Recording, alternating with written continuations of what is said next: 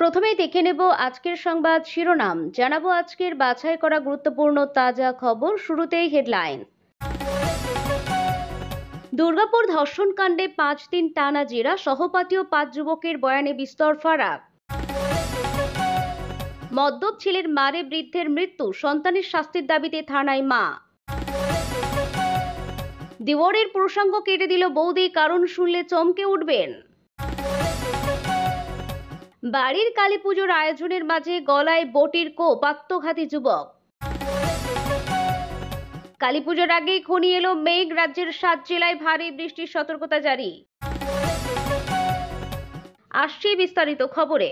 দুর্গাপুর ধর্ষণ কাণ্ডে 5 দিন টানা জেরা, সহপাঠী ও 5 যুবকের বয়ানে বিস্তর ফারাক। হেফাজতে নিয়ে 5 দিন ধরে জেরার পরও সহপাঠী ও গ্রামের 5 যুবকের বয়ানে বিস্তর ফারাক। এখনো মিসিং লিঙ্ক খোঁজার চেষ্টা পুলিশের। 10 অক্টোবর রাতে দুর্গাপুরে বেসরকারি মেডিকেলের ছাত্রী সহপাঠীর সঙ্গে বেরিয়ে ধর্ষণের শিকার হন। প্রথমে গ্রেপ্তার করা হয় এলাকার 5 যুবককে, পরে গ্রেপ্তার হন সহপাঠীর ছাত্র। পুলিশি তদন্তে উঠে আসে সহপাঠীর সঙ্গে ছাত্রীর প্রেমের সম্পর্ক ছিল। জঙ্গলে গিয়ে তারা ঘনিষ্ঠ অবস্থায় ছিলেন। এলাকার যুবকরা দেখতে পেয়ে তাদের মোবাইল ছিনিয়ে নেয়। এরপরই ধর্ষণের গল্প ফাঁদেন ডাক্তারি ছাত্রী ও সহপাঠী ছাত্র। প্রথম দিন থেকেই ডাক্তারি ছাত্রীর সহপাঠী ওয়াসিফ আলী পুলিশকে মিসগাইড করছেন। তাতে তদন্তে নেমে বিভ্রান্তিতে পড়তে হয় পুলিশকে। ঘটনার দিন মালদাকের ওই সহপাঠী ছাত্রের সঙ্গে ডাক্তারি ছাত্রী হাসপাতাল ক্যাম্পাসের বাইরে বের হন। কলেজ সূত্রে খবর, ওই রাতে 7:58 ছাত্রী ওই সহপাঠী ছাত্র দুজনেই একসঙ্গে ক্যাম্পাস থেকে বের হন। ছাত্রটি 8:42 ক্যাম্পাসে ফিরে আসেন। ক্যাম্পাসে ঘুরে আবার 8:48 ছাত্রীটি বের হন। 9:29 ছাত্রী ও ছাত্র দুজনেই ক্যাম্পাসে ফিরে আসেন। 9:31 হোস্টেলে চলে যান ছাত্রীটি। গভীর রাতে ধর্ষণের অভিযোগ হয়। পুলিশ জানার চেষ্টা করছে, সহপাঠী দ্বিতীয়বার ক্যাম্পাস থেকে বেরিয়ে প্রায় 40 মিনিট পর ছাত্রীকে সঙ্গে নিয়ে ফেরেন। এই 40 মিনিটে কি ঘটেছিল? নির্যাতিতা সহপাঠী ও গ্রামের 5 যুবকের বয়ান মিলিয়ে দেখছেন তদন্তকারীরা, তবে এখনো তাদের বয়ানে বিস্তর অমিল। এদিনে ডাক্তারি ছাত্রীকে গত শুক্রবার হাসপাতাল থেকে ছেড়ে দেওয়া হয়েছে, তবে তিনি কলেজের হোস্টেলে নয়। তদন্তের স্বার্থে পুলিশের নজরদারিতে দুর্গাপুরে একটি ভাড়া বাড়িতে রয়েছেন। ছাত্রীর সঙ্গে রয়েছেন মা। বাড়িতে পুলিশ পাহারাও বসানো হয়েছে। আতঙ্কের নাম এখন মোহনবাগান সরণি।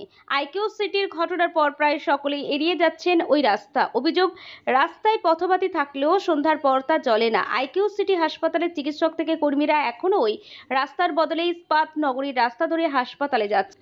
দুর্গাপুরের বেসরকারি কলেজগুলির বাইরে সিসিটিভি লাগানোর উদ্যোগ নিয়েছে নগর নিগম। দুর্গাপুরে engineering, medical, management, law college মিলিয়ে 11টি শিক্ষা প্রতিষ্ঠান রয়েছে, কিন্তু ক্যাম্পাসে সিসিটিভি থাকলেও কোনো রকম কলেজের বাইরে নেই। সংশ্লিষ্ট কলেজের সহযোগিতায় সিসি ক্যামেরা লাগানো হবে বলে জানা গিয়েছে। নগর নিগমের প্রশাসন মণ্ডলীর চেয়ারপারসন অনিন্দিতা মুখোপাধ্যায় বলেন, সব সরকারি বেসরকারি কলেজ কর্তৃপক্ষকে নিয়ে আমরা পুলিশ, এডিডিএ, মহকুমা শাসক আলোচনায় বসবো। কলেজও তার বাইরে নিরাপত্তা নিয়ে আলোচনা হবে। কালী পুজোর পর অফিস খুললেই এই আলোচনা হবে। মদ্যপ ছেলের মারে বৃদ্ধের মৃত্যু, সন্তানের শাস্তির দাবিতে থানায় মা। মদ্যপ অবস্থায় বাবাকে পিটিয়ে খুনের অভিযোগ ছেলের বিরুদ্ধে। ঘটনাকে কেন্দ্র করে প্রবল শোরগোল পূর্ব বর্ধমানের খণ্ডঘোষের সগড়ায় রায়পাড়ায়। ইতিমধ্যে অভিযুক্তকে গ্রেপ্তার করেছে পুলিশ। ধৃতের কঠোরতম শাস্তির দাবিতে সরব নিজের মা সহ প্রতিবেশীরা। জানা গিয়েছে, মৃতের নাম বিপত্তরণ রায়। তার বয়স 55 বছর। স্ত্রী ও ছেলেকে নিয়ে পূর্ব বর্ধমান জেলার খণ্ডঘোষ ব্লকের সগড়ায় রায়পাড়া এলাকায় থাকতেন তিনি। অভিযোগ, ছেলে প্রতিদিন প্রায় মদ্যপান করে বাড়িতে এসে অশান্তি করত। রবিবার রাতেও তার অন্যথা হয়নি। প্রত্যক্ষদর্শীরা জানান, আচমকা প্রদীপ পেরেক যুক্ত একটি বাঁশ নিয়ে বাবার উপর চড়াও হয়, এলোপাথারি মারতে থাকে। রক্তাক্ত অবস্থায় মেঝেতে লুটিয়ে পড়েন বিপত্তরণ বাবু। প্রতিবেশীরা ছুটে গিয়ে রক্তাক্ত অবস্থায় তাকে উদ্ধার করে। প্রথমে খণ্ডঘোষ ব্লক প্রাথমিক স্বাস্থ্য কেন্দ্রে নিয়ে যাওয়া হয় বৃদ্ধকে।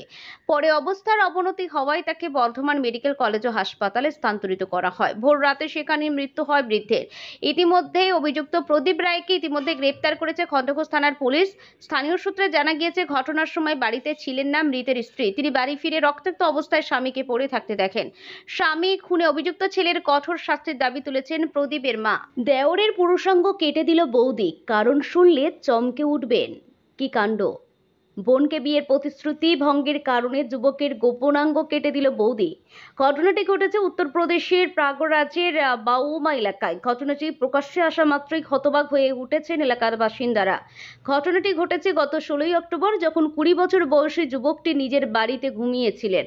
তখন যুবকটির প্রেমিকার দিদি চুপি চুপি তার ঘরে ঢুকে পড়েন এবং কুকর্মটি করেন। জানা যায়, অভিযুক্তের বোনের সঙ্গে আক্রান্ত যুবকটির প্রেম ছিল। তিনি তাকে বিয়েও করবেন বলে প্রতিশ্রুতি দিয়েছিলেন, কিন্তু একসময় যুবকটি তাকে বিয়ে করতে অস্বীকার করেন। সেই প্রতিশোধ তুলতেই প্রেমিকার দিদি যুবকটির গোপনাঙ্গ কেটে ফেলেন। আর তিনি এই কাণ্ডটি যখন করেছিলেন তখন যুবকটি ঘুমোচ্ছিলেন। যুবকের পরিবারের অভিযোগের ভিত্তিতে প্রথমে অজ্ঞাত ব্যক্তিদের বিরুদ্ধে এফআইআর দায়ের করা হয়েছিল। এরপর পুঙ্খানুপুঙ্খ তদন্তের ভিত্তিতে প্রেমিকার দিদির নাম উঠে আসে। সূত্রের খবর, বাউমা এলাকার মালখানপুরের বাসিন্দা আক্রান্ত যুবক উমেশ। অভিযুক্ত মঞ্চু তার নিজের বৌদি আর বৌদির বোনের সঙ্গে সম্পর্কে জড়িয়ে গিয়েছিলেন উমেশ। তাদের মধ্যে ঘনিষ্ঠ বন্ধন তৈরি হয়েছিল। এরপর তারা জীবন মৃত্যুর শপথ বিনিয়োগ করে এবং উমেশ তাকে বিয়ে করার প্রতিশ্রুতি দেয়। কিন্তু যখন উমেশের পরিবার তাদের সম্পর্কের কথা জানতে পারে, তখন নিকট আত্মীয়দের মধ্যে এই বিয়েতে অস্বীকৃতি জানায়। অর্থাৎ মঞ্চুর বোনের সঙ্গে তার দেওরের মানতে চাননি পরিবার। তখন উমেশও অন্য কারোর সঙ্গে প্রেমে করছে এই বলে বৌদির বোন অর্থাৎ বেয়ানকে বিয়ে করতে অস্বীকৃতি জানান, যার ফলে বৌদি এবং বৌদির পরিবারের সঙ্গে দ্বন্দ্ব বাধে উমেশের পরিবারের। যখন মঞ্জুর ছোট বোন জানতে পারে যে উমেশ তাকে বিয়ে করবে না, তখন সে উদ্বিগ্ন, বিষণ্ণ এবং আত্মগোপনে চলে যায়। আর বোনের এই অবস্থা দেখে প্রতিশোধ নেওয়ার সিদ্ধান্ত নেন মঞ্জুর। প্রতিশোধ বাড়ির কালীপুজোর আয়োজনের মাঝে গলায় বটির কোপ, আত্মঘাতী যুবক। বাড়িতে কালী পুজো হয় প্রতি বছর, এই বছরও তার ব্যতিক্রম হয়নি। ভোরবেলা ঘুম থেকে উঠে নিজেই বাড়ির কালী পুজোর আয়োজন শুরু করেছিলেন। আচমকাই ছন্দপতন। পরিবারের লোকজনের দাবি, রান্নাঘরে ঢুকে নিজের গলায় নিজেই বটির কোপ দেন। এক নিমেষে শরীর থেকে বাদ মাথা, হাসপাতালে যাওয়ার পথে মৃত্যু। এই ঘটনাকে কেন্দ্র করে উত্তর দিনাজপুরের ইটাহারের হাসুয়া গ্রামে ব্যাপক চাঞ্চল্য। নিহত যুবক সৌমিত্র শীল উত্তর দিনাজপুরের ইটাহারের হাসুয়া গ্রামের বাসিন্দা। ওই যুবক উচ্চশিক্ষিত, বছর 31।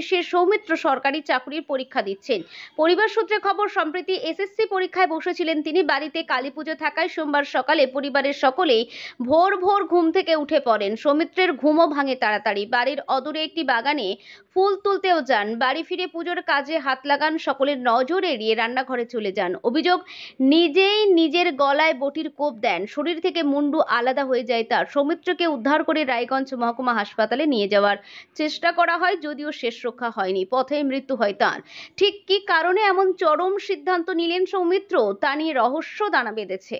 নিহত যুবকের পরিবারের দাবি, দীর্ঘদিন ধরে সরকারি চাকরির চেষ্টা করেও পাচ্ছিলেন না সৌমিত্র, তাই মানসিক অবসাদে ভুগছিলেন। সে কারণেই সম্ভবত এমন চরম সিদ্ধান্ত নেন। তবে সোমবার সকালে নতুন করে কোনো সমস্যা তৈরি হয়েছিল কিনা তা স্পষ্ট নয়। সত্যি আত্মঘাতী হয়েছেন সৌমিত্র, নাকি এই ঘটনার নেপথ্যে রয়েছে অন্য কিছু, সে বিষয়টিও ভাবাচ্ছে তদন্তকারীদের। এই ঘটনার মিসিং লিঙ্কের খোঁজে পুলিশ। ঘটনার আসল কারণ জানতে নিহতের পরিবারের লোকজনের সঙ্গে কথা বলছেন তদন্তকারীরা। কালীপুজোর আগেই ঘনিয়ে এলো মেঘ, রাজ্যের 7 জেলায় ভারী বৃষ্টির সতর্কতা জারি। কালীপুজোর আগে কলকাতার আকাশ মেঘলা। আজ পশ্চিমবঙ্গের 7টি জেলায় বজ্রপাত এবং বজ্রপাতের সতর্কতা জারি করা হয়েছে। আবহাওয়া দপ্তর জানিয়েছে, 2 চব্বিশ পরগনা এবং 2 মেদিনীপুর জেলায় বৃষ্টিপাতের সম্ভাবনা রয়েছে। উত্তরবঙ্গে দার্জিলিং, কালিম্পং এবং জলপাইগুড়িতেও বৃষ্টিপাতের পূর্বাভাস দেওয়া হয়েছে। জলপাইগুড়ির কিছু অংশে হালকা বৃষ্টিপাত হতে পারে, বাকি জেলাগুলি শুষ্ক থাকবে এবং বৃষ্টিপাতের সম্ভাবনা নেই। মঙ্গলবার বঙ্গোপসাগরে একটি নতুন নিম্নচাপ অঞ্চল তৈরি হওয়ার সম্ভাবনা রয়েছে। বৃহস্পতিবারের মধ্যে এটি আরও তীব্রতর হয়ে গভীর নিম্নচাপে পরিণত হতে পারে। তবে এই নিম্নচাপটি বাংলাকে প্রভাবিত করবে কিনা তা এখনও স্পষ্ট নয়। বিগত বছরগুলিতে কালীপুজোর আগের সময় এবং পরে বাংলায় ভারী বৃষ্টিপাত হয়েছে। বঙ্গোপসাগরে ঘূর্ণিঝড় এবং নিম্নচাপ অঞ্চল তৈরি হয়েছে। ফলস্বরূপ নিম্নচাপের সতর্কতা সত্ত্বেও মানুষ ইতিমধ্যেই ঠাকুরজির দর্শনে বেরিয়ে পড়েছে। উদ্বোধনের আগেই প্যান্ডেলে ভক্তদের ভিড় শুরু হয়ে গেছে। কলকাতা থেকে বারাসাত এবং নৈহাটি পর্যন্ত প্যান্ডেলগুলিতে মানুষের ভিড়। রবিবার সকাল থেকে অনেক এলাকায় আকাশ আংশিক মেঘলা দেখা গেছে এবং তাপমাত্রা স্বাভাবিকের চেয়ে বেশি থাকায় উষ্ণ পরিবেশ তৈরি হয়েছে। দক্ষিণবঙ্গের উপকূলীয় অঞ্চল, উত্তর চব্বিশ পরগনা এবং দক্ষিণ চব্বিশ পরগনায় হালকা থেকে মাঝারি বৃষ্টিপাতের সম্ভাবনা রয়েছে। পূর্ব মেদিনীপুর এবং পশ্চিম মেদিনীপুরেও বজ্রপাত সহ হালকা থেকে মাঝারি বৃষ্টিপাতের সম্ভাবনা রয়েছে।